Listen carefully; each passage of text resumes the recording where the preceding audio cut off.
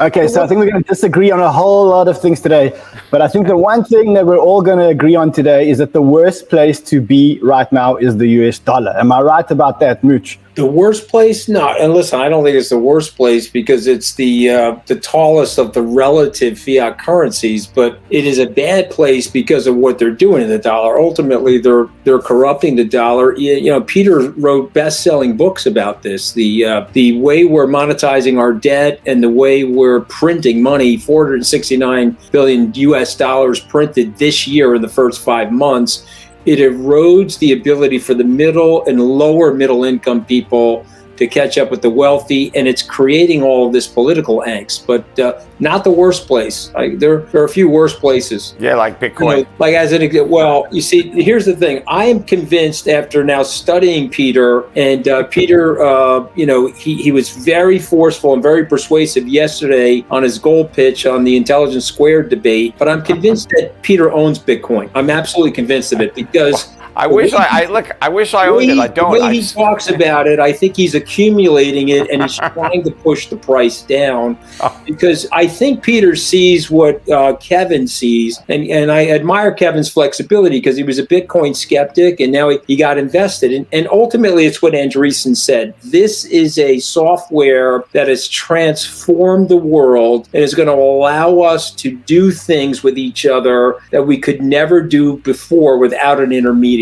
And when you stop and you think about that shorter distance, there's no longer a triangle, Rob. There's a distance just between me and the person that I want to transact with as a direct result of the blockchain, Bitcoin, and some of these other ecosystems that are developing. It's going to massively change the world. Yeah, but that's all a bunch of hype so far. Nothing has been transformed. All you have is people collecting, digital tokens and gambling with them. That's it. I mean, it hasn't changed anybody's life other than some people are richer because people bought it. Of these wallets, you're leaving out all of the infrastructure and architecture that's being put in place to create this massive superhighway. I'm going to let Raoul talk. All that is malinvestment, though. That's all going to. He knows how early.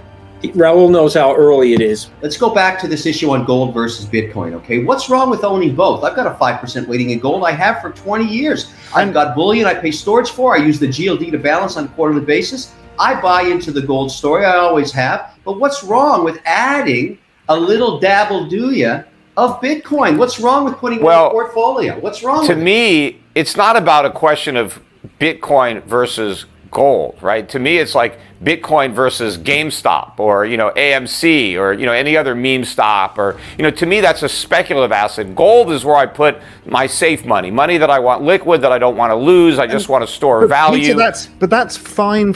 That's fine, right? Nobody has an argument with that. But Bitcoin and the crypto world is the fastest adoption of any technology in all recorded human history. It's growing at 113% a year. It's 140 million people. There'll be 1 billion users by 2024. You can't say, well, this is all irrelevant. Everybody's being deluded. This is a madness. Only gold is the truth. No. First of all, it's got nothing to do with gold. It's a speculative asset. So if you're saying, where do I want to put my chips? What speculative assets do I want to gamble on? Personally, I think there's a lot more upside potential relative to the downside risk in other speculative opportunities that I am taking advantage of. I don't believe in Bitcoin.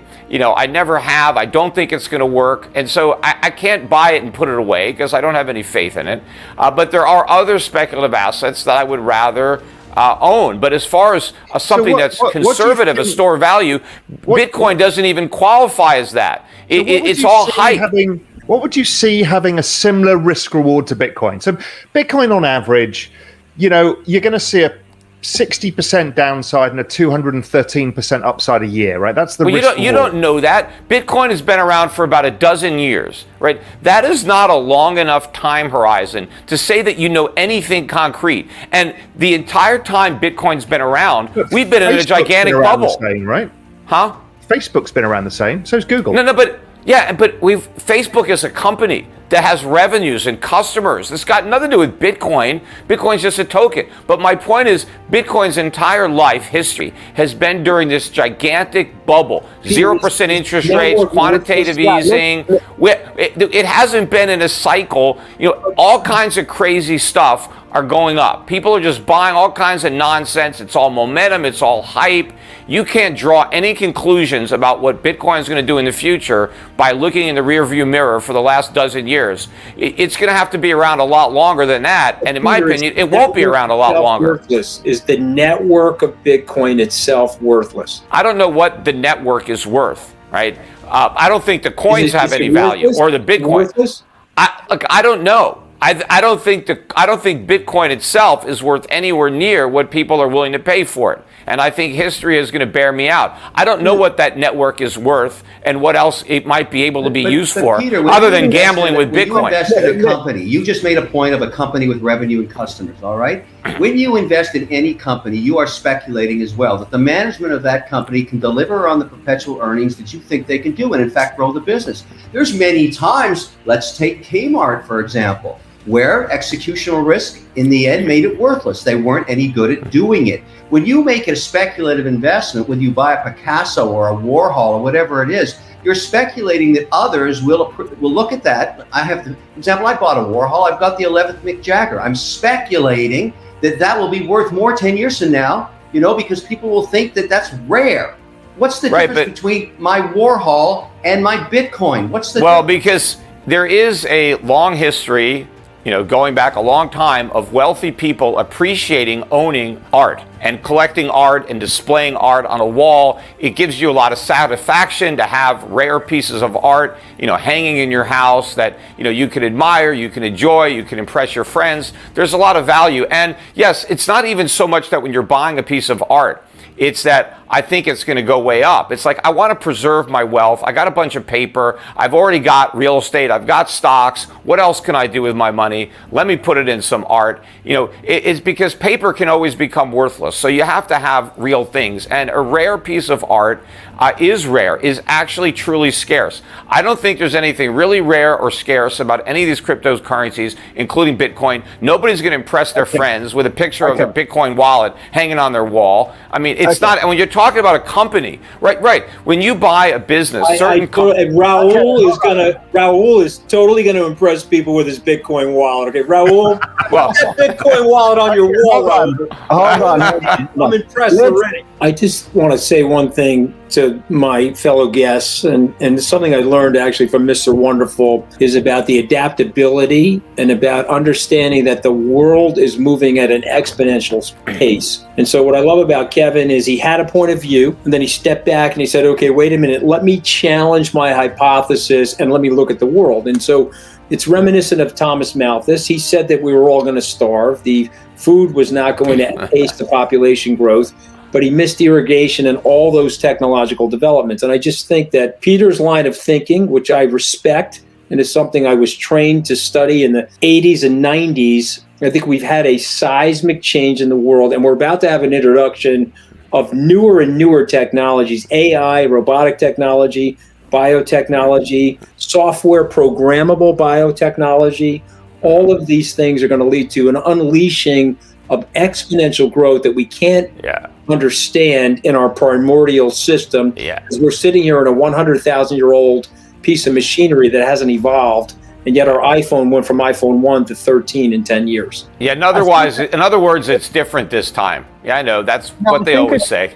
I think it's the same this time. I think it goes to the tweet that I think, Raoul, you made this tweet earlier saying, I still see people calling crypto a bubble, and thus it's unsustainable. I mean, you looked at the charts, but then you compared it with the tech stock overvaluation, and I guess it speaks the same. It speaks volumes. Well, I agree. I think everything that's speculative is overvalued. All those tech stocks are overvalued too. I just think that Bitcoin is even more overvalued because those tech stocks have some value. I just think the prices are too high. I don't think Bitcoin has any value. So any price is too high. Let's stay with that thought for a second, and let me propose something to you, Peter, and the rest of the group to debate, because I live this every day. I service institutions and sovereign funds, pension plans, in the indexing business that I'm a part of. And well, here's what they tell me, and you can debate this till the cows come home, but I've come to believe it, which is really what's turned me around on my crypto portfolio. I own a lot more than Bitcoin today. They want to play in crypto, and the only thing that's keeping them out, whether it be Bitcoin or stable coins or tokens or whatever it is they have no compliance infrastructure.